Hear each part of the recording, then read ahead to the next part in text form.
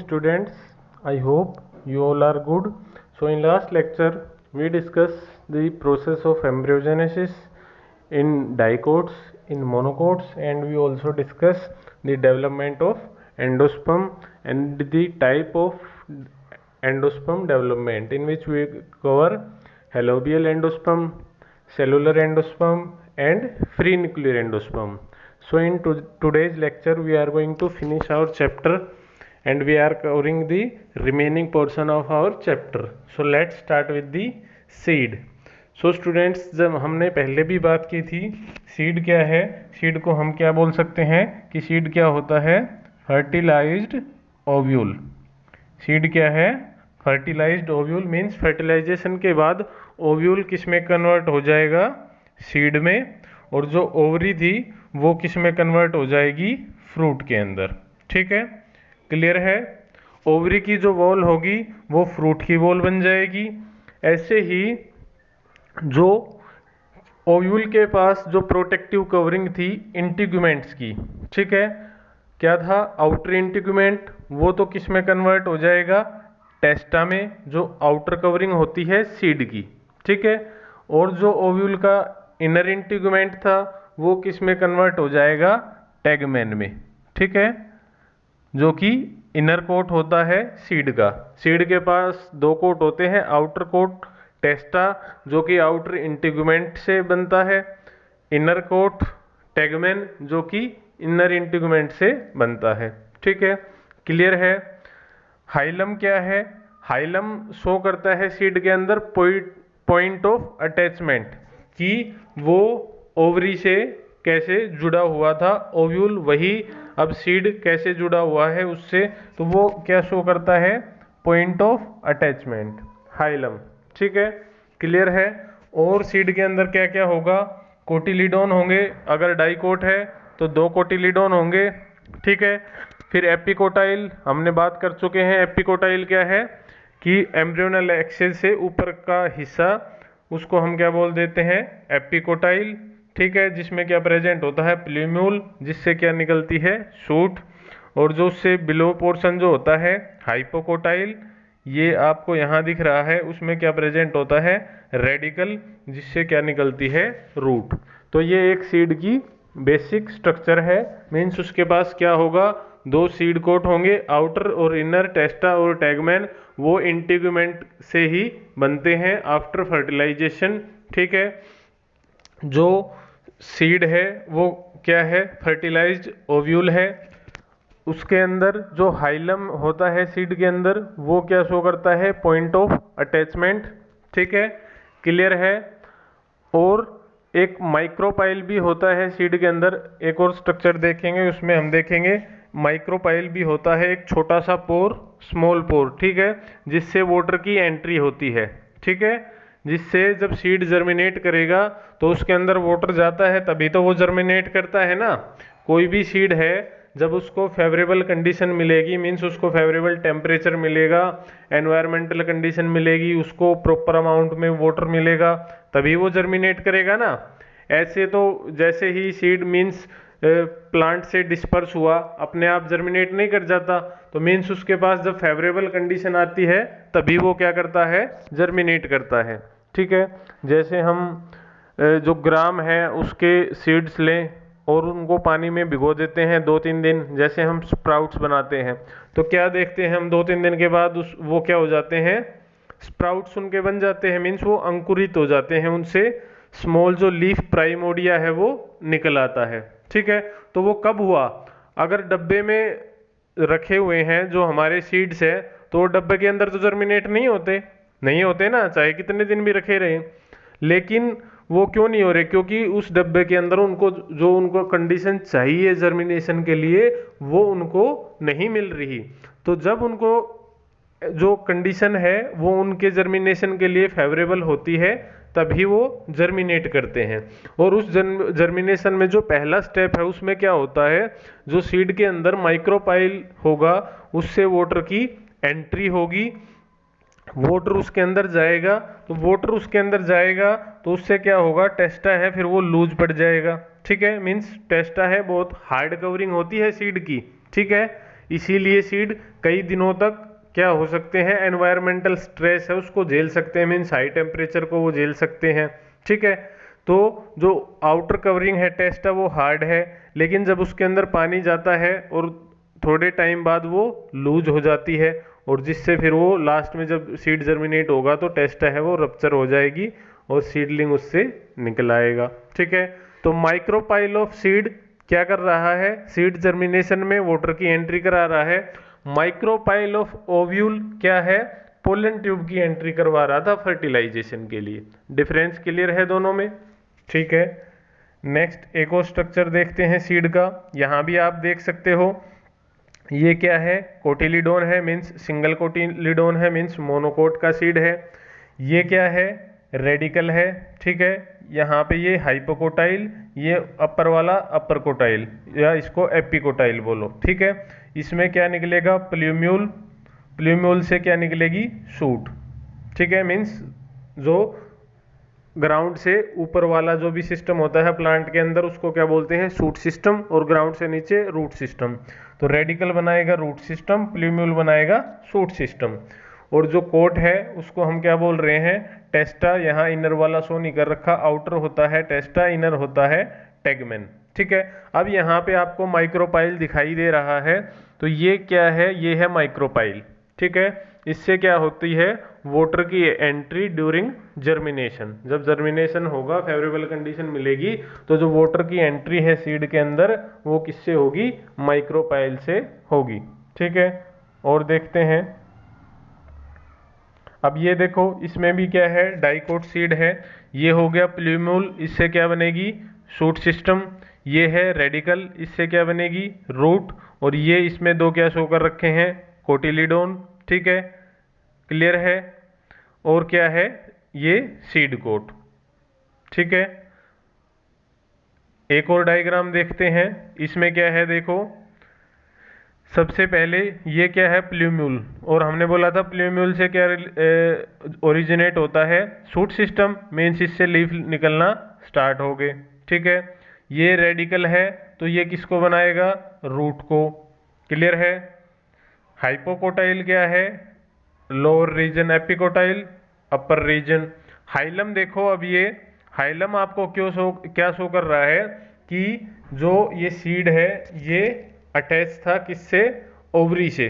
ठीक है, मीन्स अब ये फ्रूट से अटैच होता है सीड। ठीक है, तो वो किससे होता है, हाइलम के थ्रू। ठीक है, तो हाइलम क्या शो कर रहा है यहाँ, पॉइंट ऑफ अटैचमेंट। और माइक्रोपाइल है, it is present for the entry of water during germination. और ये क्या है, कोटिलीडोन है। ठीक है, इसके पास क्या है, फूड स्टोर है, और ये कवर है वो क्या कहलाएगा, सीड कवर, टेस्टा और टैगमेन। ठीक है, क्लियर है। तो ये है हमारी सीड की स्ट्रक्चर। फिर बात करते हैं हम सीड में, कि सीड में अगर हम एंडोस्पर्म के बेसिस पे टाइप करते हैं, तो सीड में क्या होते हैं, दो टाइप होते हैं, एंडोस्पर्मस सीड और नॉन एंडोस्पर्मस सीड। ये आप पढ़ भी चुके हो। तो एक बार स्ट्रक्चर देखते हैं, हमारे सामने जो स्ट्रक्चर है उसमें क्या क्या है। ये तो है एंडोस्पर्म और ये है एम्ब्रियो। ठीक है, जिससे क्या निकलने वाला है, प्ल्यूम्यूल, रेडिकल, कोटिलीडोन, ये सब इसमें प्रेजेंट है।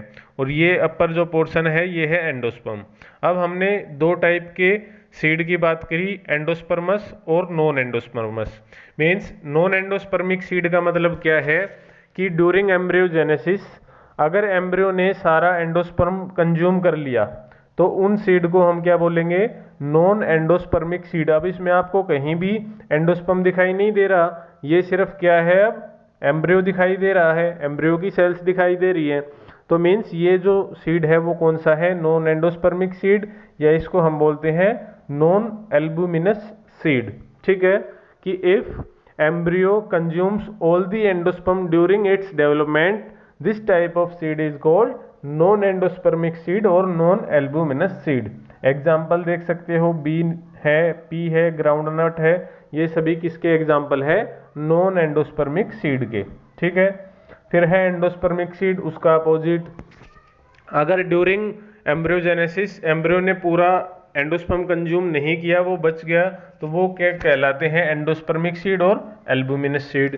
ठीक है, एग्जाम्पल क्या है, वीट है, बेरली है, बार्ले है, सॉरी, कैस्टर है, सनफ्लावर है, कोकोनट हम पढ़ चुके हैं, कोकोनट भी क्या है, एंडोस्पर्मिक सीड। ये आप अब इसमें आपको दिखाई दे रहा है ये, अब पर ये क्या है आपका एंडोस्पर्म। ठीक है, तो अगर डेवलपमेंट के दौरान एम्ब्रियो के पूरा जो एंडोस्पर्म है वो एम्ब्रियो कंज्यूम नहीं करता, तो उस तरह के सीड को हम क्या कहेंगे, एंडोस्पर्मिक सीड और एल्बुमिनस सीड।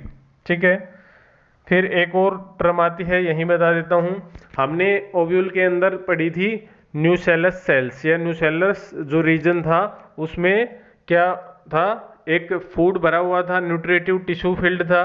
अगर एम्ब्रियो के डेवलपमेंट के बाद अगर उनमें से कुछ बचता है, न्यूसेलर रीजन्स की कुछ सेल बचती हैं, कुछ फूड बचता है, तो उसको हम क्या बोलते हैं, पेरिस्पर्म। क्या बोलेंगे, पेरिस्पर्म। ठीक है, तो पेरिस्पर्म क्या है, न्यूसेलस का रिमेनेंट, मीन्स कुछ भी उसका न्यूसेलस का बचता है रिमेन्स, तो उसको हम बोल देंगे पेरिस्पर्म। ठीक है, इंपॉर्टेंट है, याद रखना। फिर इसमें भी हम देख सकते हैं नॉन एंडोस्पर्मिक सीड और एंडोस्पर्मिक सीड। ये येलो कलर से क्या शो कर रखा है, एंडोस्पर्म, तो इस सीड में काफी अमाउंट में एंडोस्पर्म है, तो इसको हम क्या बोल रहे हैं, एंडोस्पर्मिक सीड। अब इसमें आपको बिल्कुल नहीं दिख रहा, तो ये क्या है, नॉन एंडोस्पर्मिक सीड।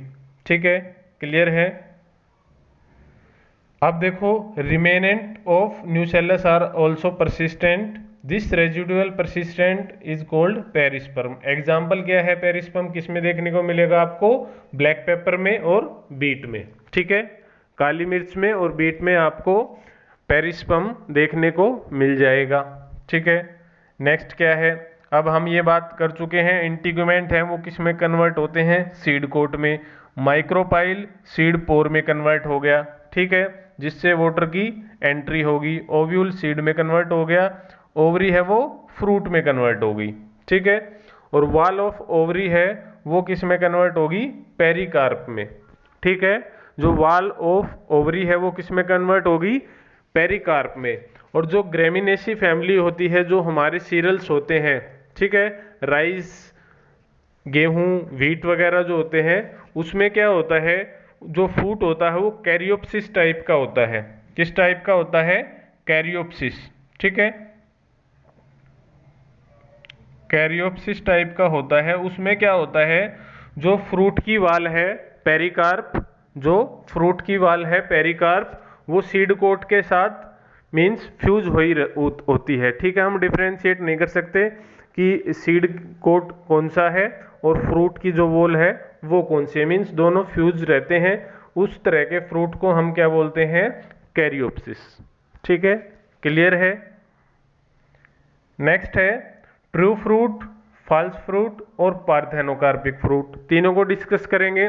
उससे पहले फ्रूट के बारे में थोड़ा डिस्कस कर लेते हैं कि फ्रूट क्या है, किससे कन्वर्ट हुआ है, ओवरी राइप हुई, उससे फ्रूट क्या हो गया, डेवलप हो गया।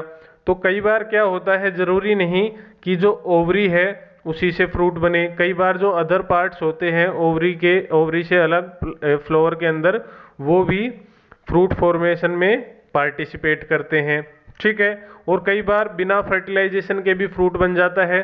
सपोज पोलिनेशन हो रहा है, पोलिनेशन से ही ओवरी ट्रिगर हो जाती है और अपने आप को राइप करना स्टार्ट कर देती है, चाहे फर्टिलाइजेशन हो या ना हो। तो मीन्स विदाउट फर्टिलाइजेशन भी फ्रूट बनता है। ठीक है, तो अब देख लेते हैं ट्रू फ्रूट क्या है। अगर कोई फ्रूट ओवरी से ही बना है, मीन्स उसमें सिर्फ ओवरी इन्वॉल्व है, तो उस तरह के फ्रूट को क्या बोलते हैं, ट्रू फ्रूट। मैंगो है, क्या है, ट्रू फ्रूट है। ठीक है, क्लियर है। तो जिसमें सिर्फ ओवरी पार्टिसिपेट करे वो फ्रूट कौन सा होता है, ट्रू फ्रूट। फिर है फॉल्स फ्रूट, अगर कोई और पार्ट है, फ्लोर पार्ट जैसे थैलेमस है, वो कंट्रीब्यूट कर रहा है फ्रूट फॉर्मेशन में, तो उस तरह के जो फ्रूट है उसको हम क्या बोलते हैं, फॉल्स फ्रूट।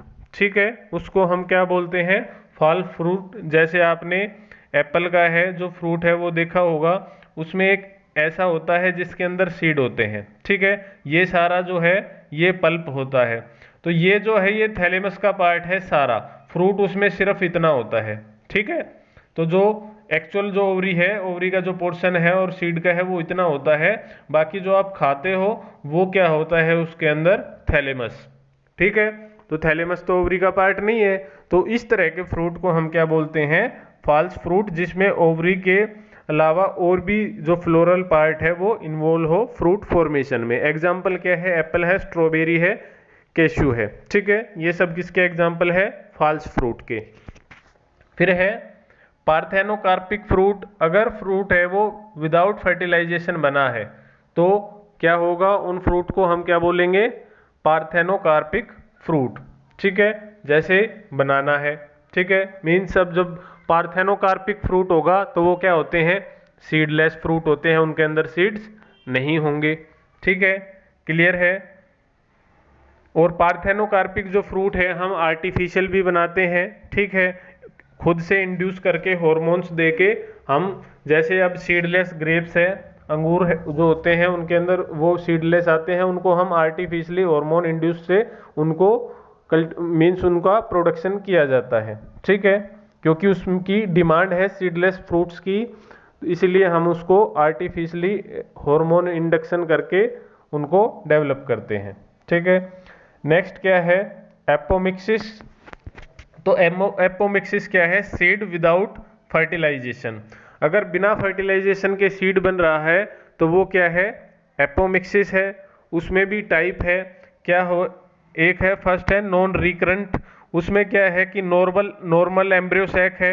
ठीक है, उससे क्या हुआ, विदाउट फर्टिलाइजेशन है, वो डायरेक्ट किस में हो गया, एम्ब्रियो में। उसके अंदर जो भी सेल थी वो किस में कन्वर्ट होगी, एम्ब्रियो में कन्वर्ट होगी। ठीक है, और एम्ब्रियो किस में कन्वर्ट हो जाएगा, सीड में। या फिर क्या हो सकता है, जो हैप्लॉइड एग है, ठीक है, और या कोई अदर सेल है एम्ब्रियो की, वो किस में कन्वर्ट हो जाए, एम्ब्रियो में कन्वर्ट हो जाए। ठीक है, क्लियर है। लेकिन इस तरह से जो प्लांट बनेगा वो क्या होता है, स्टेराइल प्लांट होता है, मीन्स आगे वो फर्टिलाइजेशन नहीं कर सकता। ठीक है, इस तरह के जो डेवलपमेंट है सीड का विदाउट फर्टिलाइजेशन, उसको हम क्या बोलते हैं, नॉन रिकरेंट। अब रिकरेंट क्या है, अब इसमें तो जो था हैप्लॉइड जो एग था वो किससे बना था, मियोसिस से बना था, मीन्स इसमें मियोसिस इन्वॉल्व थी। ठीक है भाई, एम्ब्रियो सैक के अंदर जो भी सेल थी, एंटीपोडल है, सिनर्जिड है, एग सेल है, अगर उनसे डायरेक्ट एम्ब्रियो बन रहा है तो मीन्स जो सेल थी वो तो मियोसिस से बन के आई है ना। ठीक है, तो उसमें मियोसिस इन्वॉल्व थी। लेकिन रिकरेंट में क्या है, मियोसिस नहीं होगी, डिप्लॉइड न्यूक्लियाई है। ठीक है, वो डायरेक्ट किस में कन्वर्ट हो जाएगा, किसके अंदर कन्वर्ट हो जाएगा, एम्ब्रियो के अंदर। ठीक है, जैसे कोई भी न्यूसेलस की सेल हो सकती है जिसकी प्लॉइडी 2n है, जिसके अंदर मियोसिस नहीं हुई है, या माइक्रोस्पोर मदर सेल है वो डायरेक्ट एम्ब्रियो में कन्वर्ट हो जाए। ठीक है, तो वो क्या है, रिकरेंट टाइप है। फिर है एडवेंटेटिव या स्पोरोफाइटिक बडिंग। इसमें क्या होता है, न्यूसेलस रीजन की कोई सेल होगी, या इंटीग्यूमेंट्स जो होते हैं, इंटीग्यूमेंट्स की भी प्लॉइडी क्या है, 2n है। ठीक है, उनसे अगर कोई एम्ब्रियो बनता है तो वो क्या है, एडवेंटेटिव एम्ब्रियो या एडवेंटिव बडिंग। ठीक है, नेक्स्ट हम देखते हैं पोली एम्ब्रियोनी क्या है। पोली एम्ब्रियोनी क्या है कि एक ओवरी के अंदर मोर देन वन एम्ब्रियो हो तो उसको हम क्या बोलेंगे, पोली एम्ब्रियोनी। ठीक है, अगर एक सीड के अंदर एक से ज्यादा एम्ब्रियो है तो उसको हम क्या बोलेंगे, पोली एम्ब्रियोनी। मीन्स एक ओव्यूल के अंदर एक से ज्यादा एम्ब्रियो अगर प्रेजेंट है तो वो क्या कहलाएगी, पोली एम्ब्रियोनी। ठीक है, वो कैसे हो सकता है कि कई बार क्या होता है कि न्यूसेलस रीजन्स की जो सेल है या इंटीग्यूमेंट से कोई सेल है वो एम्ब्रियो के अंदर आ जाती है। ठीक है, और वो भी अब एम्ब्रियो में कन्वर्ट हो जाती है। तो एक एम्ब्रियो तो ऑलरेडी था, एक और हो गया, तो एक से ज्यादा हो गए तो वो क्या कहलाएगा, पोली एम्ब्रियोनी। ठीक है, क्लियर है। इसमें और क्या है, embryo from other part of embryo sac then egg, से सिनर्जिड है, एंटीपोडल है, वो भी एम्ब्रियो में कई बार रेयरली केसेस में डेवलप हो जाती है। तो उस केस में क्या होगा, एक तो एग सेल से एम्ब्रियो बनेगा और एक सिनर्जिड से बन गया तो दो एम्ब्रियो हो गए। उस केस में हम उसको क्या बोलेंगे, पोली एम्ब्रियोनी। ठीक है, कई बार क्लीवेज से भी बन जाता है कि जो हमारा नॉर्मल एम्ब्रियो था उसमें क्लीवेज हो जाए और दोनों एम्ब्रियो डेवलप कर जाए, वो भी पॉली एम्ब्रियोनी है, उसको हम क्लीवेज पॉली एम्ब्रियोनी बोलते हैं। ठीक है, फिर है एग्जाम्पल दो जो न्यूसेलस इंटीगुमेंट्स होते हैं मैंगो और सिट्रस में। ठीक है, इसमें पॉली एम्ब्रियोनी शो करते हैं। इसमें जो एम्ब्रियो बनते हैं वो किससे बनते हैं, इंटीग्यूमेंट से। ठीक है, जो न्यूसेलस या इंटीग्यूमेंट्स हैं इन दोनों से अगर एम्ब्रियो बन रहा है तो उसका एग्जाम्पल क्या है, मैंगो और सिट्रस। ठीक है, multiple embryo sac in ovule all are fertilize, means polyembryony में जो भी एम्ब्रियो बन रहे हैं वो फर्टिलाइजेशन से ही बन रहे हैं। ठीक है, ठीक है, क्लियर है। तो ये था आपका पॉली एम्ब्रियोनी। तो स्टूडेंट्स यहाँ पे आपका चैप्टर है वो फिनिश हो गया। अगर इसमें कोई भी डाउट है तो आप पूछ सकते हो, कोई भी आपका क्वेश्चन है, क्वेरी है तो वो आप पूछ सकते हो।